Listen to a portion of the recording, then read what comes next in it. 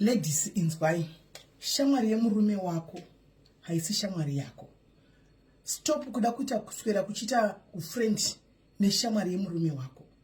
Nokuti haisi shamwari yako. Akauya nemurume wake. Nemurume wako. Ane connection nemurume wako. Vanozivana nemurume wako.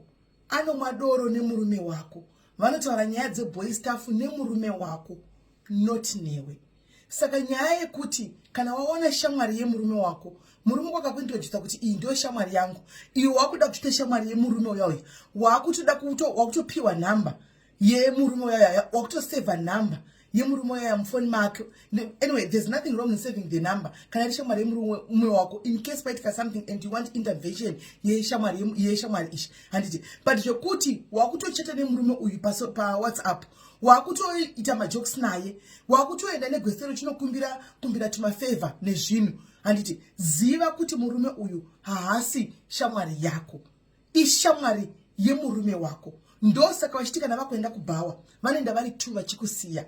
Ndosaka vachitika na vakuenda kuma men's conference vanoenda vari 2 vachikusiya. Ndosaka vachita ma secrets vari 2 vachikusiya, because haisi friend yako iwewe, ifriend yemurume wako. Anditika imimi vanhurume zvakare, shamwari yemukadzi wako haisi shamwari yako. Zvekuti waona shamwari yemukadzi wako iri kuuya pamba everyday, wakuda kupota uchiti ndokumbirawo nhamba kuti nditaure nemi paapo, unotaura chini shamwari yemukadzi wako haisi shamwari yako. Ndopa kuzosvika pakusvitsa shoko kushamwari yemukadzi wako kuti naye amai ngatimbodai, nokuti dzimwe shamwari dzinenge dziri lusi, dzimwe shamwari dzinenge dzichitoda zvokutoda chaiko chaiko, dzakatomirira kuti one move chete obva apinda. Saka varume try to cut out kuzvipinza mumafriendship evakadzi venyu, zvokuti unotowanikwa iwewe ndiwatiwe pa number 1 kumberi kucheta nefriend yemukadzi wako. Is she your friend? No, she's not your friend. She's your wife's friend, not your friend. You have my boundaries. Kana ndine shamwari yangu inini, that's my friend. No matter what I tell you about my friend, ndikungokuudzawo zvangu. But usazoita maboundaries ekuti chindi paka namba, handiti akutonzi chindi shamwari yemukadzi wako, chindi. Havachanzi chindi pai, akutonzi chindi, because wakutomuona kuti shamwari yako nokuti unomuona kumba kwako achinga mukadzi wako. That's wrong.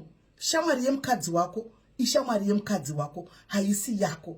You have my boundaries. Chero zvokutamba uchienda kumba kweshamwari yemukadzi wako, handitika uchinotamba kumba kweshamwari yemukadzi wako, hazvisi necessary. Unenge uchienda kunoitei? Imwe shamwari inenge tori single ipapo, she's a single friend, and murume wacho akuenda kunotamba unenge uchienda kunoitei ipapo? Haisi shamwari yako. Respect that. Ishamwari yemukadzi wako. Saka let's not jinx guys izvi kuti shamwari yemurume wangu ndakutoitora padhuze kutoita friend yangu inini. Shamwari yemukadzi wako wakutoitora padhuze kutoita shamwari yako iwewe. Kune zvimwe zvinhu zvandotaura vanhu ava zvavasingatofoka toziva iwewe. Saka ndinokuti haisi friend yako. Pamunotaka kuenda varume pamunotaka kuenda kuvakadzi paya handitika kune zvimwe zvinhu zvinotaurwa nevakadzi vari 2 as friends.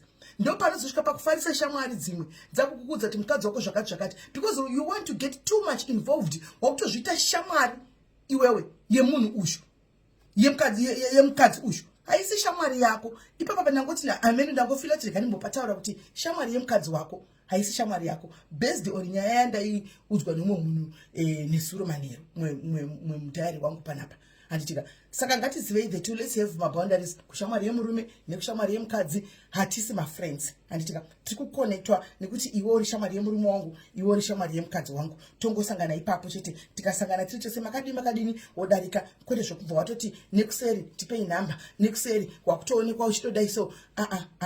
Ngativei nekuziva pekugumira pama friends edu aya.